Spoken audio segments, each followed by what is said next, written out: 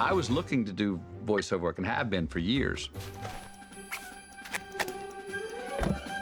but was not getting hired or chosen. And so then Sing came along and the offer came, I read it, it was like, this is great, this is fun, I'm in. Once we were locked in that they liked the voice that I was coming up with, then it was playtime. Real talent from real life. That's what audiences want, and I'm gonna give it to them. All right, well, He's a lovable, optimistic salesman trying to keep the theater open. This was it. The moment it all began. The moment an ordinary little guy fell in love with the theater. Everything about it. He feels like I just want to keep it alive. I keep this theater alive. I keep my father's spirit alive. Like my dad used to say, get a good night's sleep and do a great day's work. By any means necessary, he's going to get it done. And he's going to need some good luck along the way as well. Do you think maybe you could reach the ledge? That ledge? Whoa! Oh. Starts off to be all about the money. Wait, what did you say? He said $100,000. 100? And it ends up there's no money, and friends come together, pick Buster back up, and they do it for the love of it. You know the good thing about hitting rock bottom? There's only one way left to go, and that's up.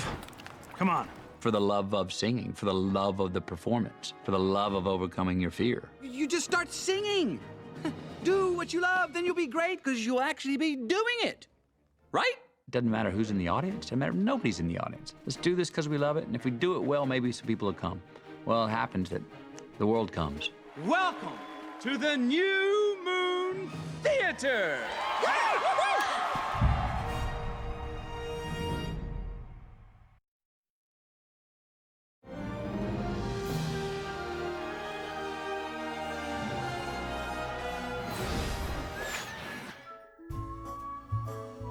I was really excited to play the role of Rosita because I really identify with the idea that even though this woman is a mother, that she still has dreams and desires of her own, and she really wants to be a performer, and she wants that part of herself recognized. Look at me. I'm Mommy.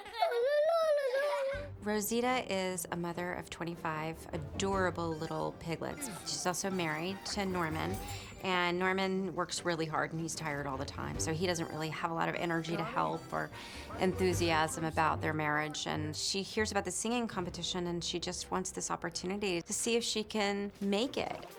Bye, Iggy. Bye, Perry. Bye, Carla. Bye, Gail. Bye, Rory. Bye, Mickey. Bye, Mo. Bye, Nelson. Bye, Hannah. Bye, Tess. Bye, Casper. Phew.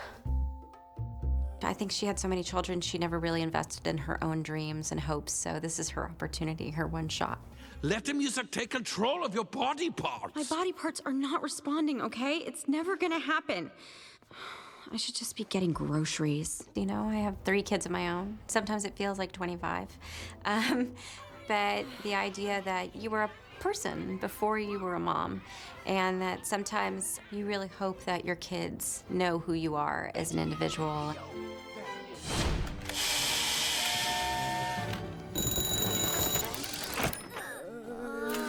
Good morning, everybody. I'm very envious of Rosita's building and technology, and she somehow builds this entire contraption that feeds all 25 children and puts their backpacks on and says goodnight to them and reads them bedtime stories. Yeah, and it's really hard to find a babysitter when you have 25 kids. All right, let's do this. Singing is joyful. I think it's an affirmation of life and that there's so much to celebrate in this life. You know, I always tell my kids, if one of them tells the other one to stop singing, I said, never tell somebody to stop singing. That means they're happy or they have a song in their heart. So it's a beautiful expression of who we are as human beings.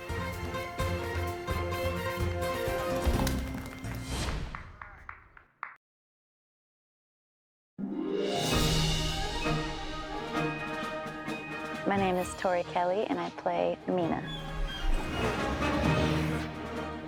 I freaked out when I got the part and when I learned about Mina and who she was. If I had a voice like Mina's, I'd be a superstar by now.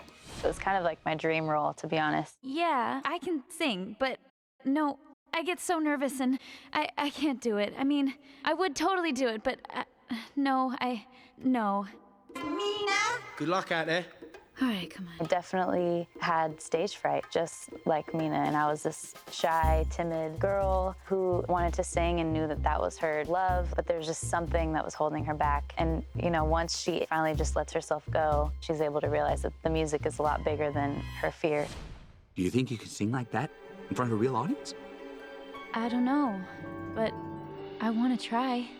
I think she realizes that failing has to be a part of the whole process, and that's huge, the fact that she didn't give up and she knew that she could do it. She just had to overcome that fear. They say your style of life's a drag and that you must go other places.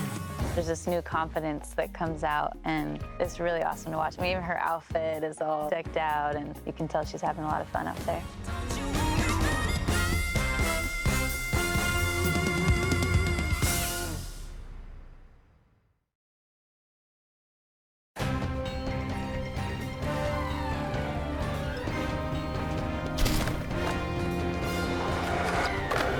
It's been a really long-standing ambition of mine to be involved in an animated film, having been a fan of Illumination for many, many years. Yes! And then, of course, you know, who doesn't want to play a leather jacket wearing gorilla? There he is! Johnny's a kind of quite a bright, enthusiastic character. He's very smiley, isn't he? And he's got those canines. It's very cool. Excuse me, Mr. Moon. For some reason, it says here that I should be playing the piano. Well, I haven't played piano since I was a kid. At the start of the movie, we find him on a street corner singing a Zombies tune, and you don't really know what he's doing there. And all of a sudden, out of this very beautiful, peaceful little tune... Guys, listen, stay where you are. The cops are here and...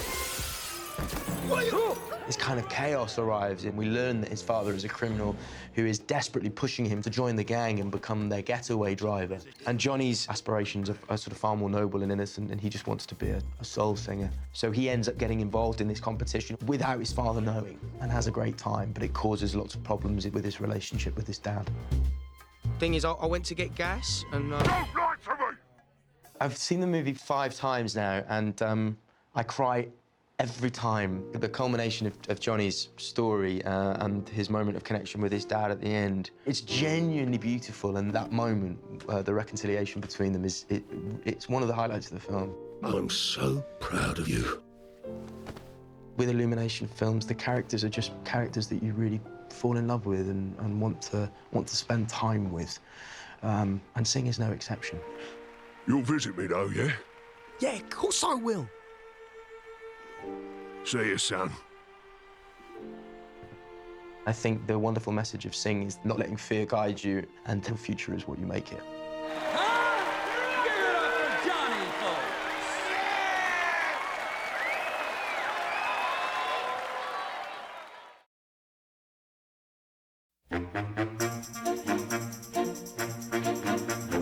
My name is Nick Kroll. I play Gunter, the European pig in Sing. Gunther, where are you? Yeah, this is me! I love animated movies, and in particular, this project just seemed like such a fun character for me to play. Who doesn't want to play a dancing European pig?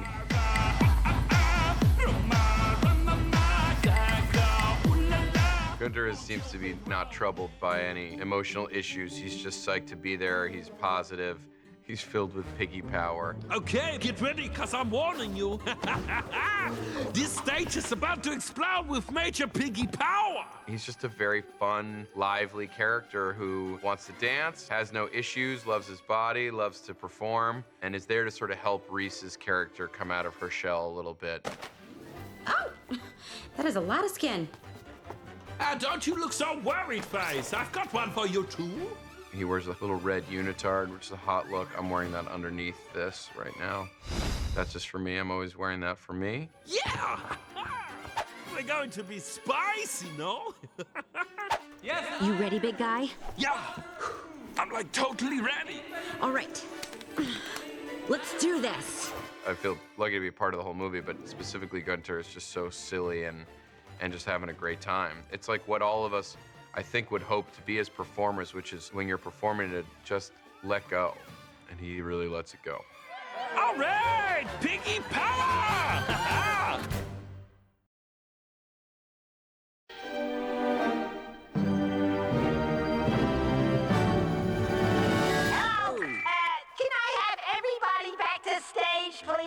How did I become an elderly female lizard? When you make an animated film, you do a very rough version of it first before you take it into the animation. In the same way you're using rough drawings, you're using rough voices. So it would be myself and people in the office would provide a temporary soundtrack to the film.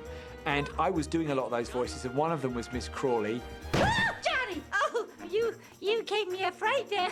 I just loved being her. Like when I'd get to my lunch break and I'd realize, oh, I've got to record a couple of lines for her. That was my favorite lunch break. You know, I just stare, oh gosh, come on now. And it would just, I just loved doing it. Courtesy of Mr.